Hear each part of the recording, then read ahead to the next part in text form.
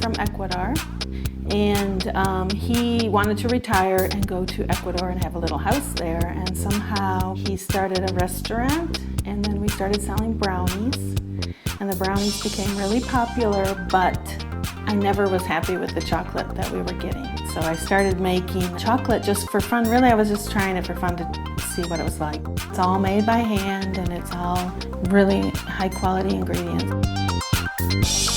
We go to the farmer and we select the pods. We choose the variety that is considered to be the best flavor bean, but we also select those pods, which is really critical to the flavor. You cut open the pod, and the majority of what's inside there is bean. We ferment the beans for about 6 days, and then we lay them on these racks in the sun to dry, and then we take them and we roast them, and then we grind them into nibs, if you've heard of cocoa nibs.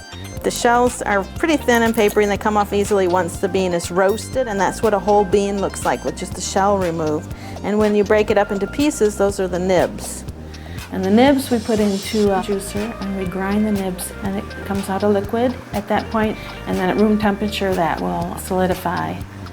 And that is called cocoa liqueur. It's just ground up 100% cocoa beans. From that point, our cocoa liqueur can go into 2 different directions. It can either be made into chocolate, or it could be made into cocoa powder and cocoa butter. And we have a press, and we put the cocoa liqueur into this cylinder, and we press the cocoa butter out. And what's left is the cocoa solids. And those, we chop them up in a food processor and sift them, and that's how we sell the cocoa powder. And then we go the other direction into chocolate making. That's where you add your ingredients, whatever your chocolate is made out of. The only ingredient that we add is organic evaporated cane juice.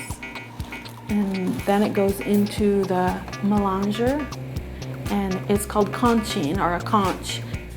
It's a stone grinder, and it's got stone rollers, and you put your chocolate mixture into this, and you grind it for 2 to 3 days. And that's where you get this really smooth, creamy chocolate. Otherwise, it's crunchy and gritty.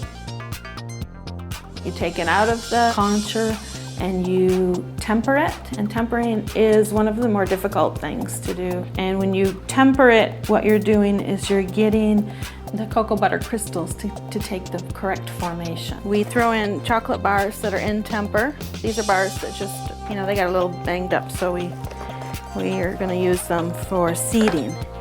We want a formation where the chocolate has a snap to it, it's got a nice glossy finish, it's really pretty, and you mold it into molds, and you cool it, and we wrap it up, and we do the whole thing.